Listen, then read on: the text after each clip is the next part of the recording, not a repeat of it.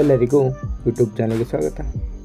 ಈ ಒಂದು ವಿಡಿಯೋದಲ್ಲಿ ನಾವು 10ನೇ ತರಗತಿ ಪ್ರಥಮ ಭಾಷೆ ಕನ್ನಡ ಪಠ್ಯಪೂರಕ ಅಧ್ಯಯನ 2 ಭಗತ್ ಸಿಂಗ್ ಇದರ ಪ್ರಶ್ನೋತ್ತರಗಳನ್ನು ನೋಡೋಣ. ಕೊಟ್ಟಿರುವ ಪ್ರಶ್ನೆಗಳಿಗೆ ಉತ್ತರಿಸಿ. ಮೊದಲನೇ ಪ್ರಶ್ನೆ, ಜಲಿಯನ್ ವಾಲಾಬಾಗ್ನಲ್ಲಿ ಶಾಂತಿಯುತ ಸಭೆ ಯಾವಾಗ ನಡೆಯಿತು?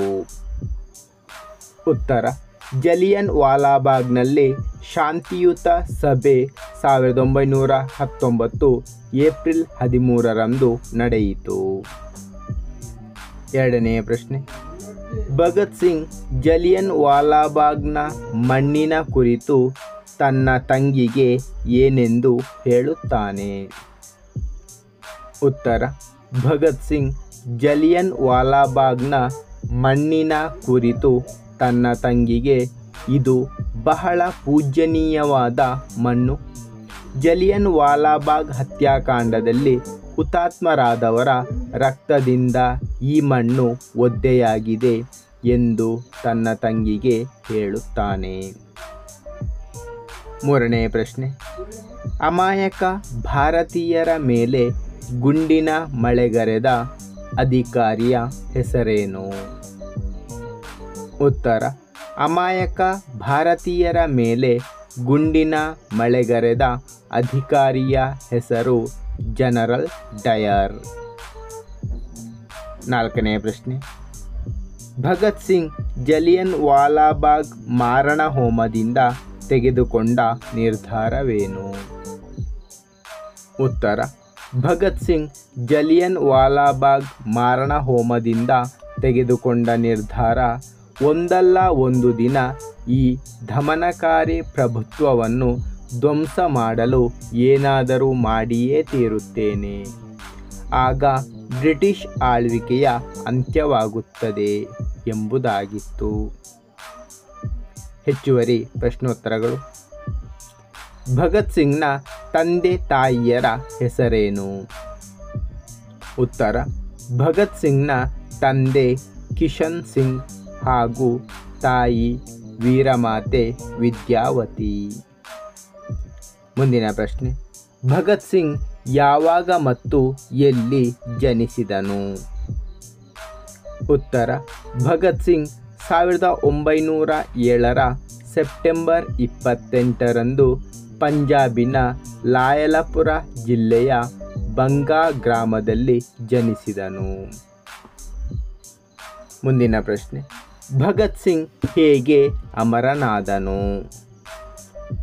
ಉತ್ತರ, ಭಗತ್ ಸಿಂಗ್ ಕ್ರಾಂತಿಕಾರಿಗಳ ಸಹಕಾರದಿಂದ ಮಾತೃಭೂಮಿಯನ್ನು ಗುಲಾಮಗಿರಿಯ ಸಂಕೋಲೆಯಿಂದ ಬಿಡಿಸಲು ಸ್ವಾತಂತ್ರ್ಯ ಹೋರಾಟದ ಪಥದಲ್ಲಿ ಮುನ್ನಡೆದ. ಇನ್ಕಿಲಾಬ್ ಜಿಂದಾಬಾದ್ ಎಂಬ ಘೋಷಣೆಯೊಂದಿಗೆ ಸ್ವಾತಂತ್ರ್ಯಕ್ಕೋಸ್ಕರ ತನ್ನ ಜೀವನವನ್ನೇ ಅರ್ಪಿಸಿ ಮರಣದಂಡನೆಗೆ ಈಡಾಗಿ ಸ್ವಾತಂತ್ರ್ಯ ಹೋರಾಟಕ್ಕೆ ಒಂದು ಗುರಿಯನ್ನು ತೋರಿಸಿಕೊಟ್ಟು ಪ್ರಾಣಾರ್ಪಣೆ ಮಾಡಿದ ಭಗತ್ ಸಿಂಗ್ ತನ್ನ ತ್ಯಾಗ ಬಲಿದಾನದಿಂದ ಅಮರನಾದನು. ಮುಂದಿನ ಪ್ರಶ್ನೆ, 1919 ಏಪ್ರಿಲ್ 13ರಂದು ಜಲಿಯನ್ ವಾಲಾಬಾಗ್ನಲ್ಲಿ ನಡೆದ ಘಟನೆಯನ್ನು ವಿವರಿಸಿ. ಉತ್ತರ, 1919 ಏಪ್ರಿಲ್ 13ರಂದು ಜಲಿಯನ್ ವಾಲಾಬಾಗ್ನಲ್ಲಿ ಶಾಂತಿಯುತ ಸಭೆ ಸಂಘಟಿಸಿದ್ದರು. ಸುಮಾರು 20,000 ಜನರಿದ್ದ ಆ ಸಭೆಯಲ್ಲಿ ಅಮಾಯಕರಾದ ನಿಶ್ಶಸ್ತ್ರರಾದ ಗಂಡಸರು, ಹೆಂಗಸರು, ಮುದುಕರು, ಮಕ್ಕಳು ಎಲ್ಲ ಇದ್ದರು.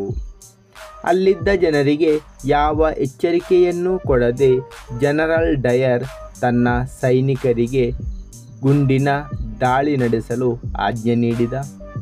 ಈ ಜಲಿಯನ್ ವಾಲಾಬಾಗ್ ಹತ್ಯಾಕಾಂಡದಲ್ಲಿ 400 ಜನ ಕೊಲ್ಲಲ್ಪಟ್ಟರು. 1200ಕ್ಕೂ ಹೆಚ್ಚು ಜನ ಗಾಯಗೊಂಡರು.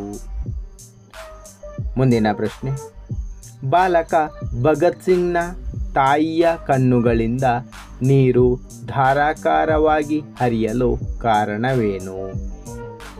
ಉತ್ತರ: ಎಲ್ಲ ಮಕ್ಕಳು ಸಂಜೆ ಶಾಲೆಯಿಂದ ಮನೆಗೆ ಬಂದಿದ್ದರು. ಆದರೆ 12 ವರ್ಷದ ಬಾಲಕ ಮಾತ್ರ ಮನೆಗೆ ಬಂದಿರಲಿಲ್ಲ. ಅವನ ತಂದೆ ತಾಯಿಯರಿಗೆ, ಕುಟುಂಬದ ಇತರ ಸದಸ್ಯರಿಗೆ ಆತಂಕವಾಯಿತು. ಸಂಜೆ ತಡವಾಗಿ ಬಾಲಕ ಮನೆಯೊಳಗೆ ಕಾಲಿಟ್ಟ.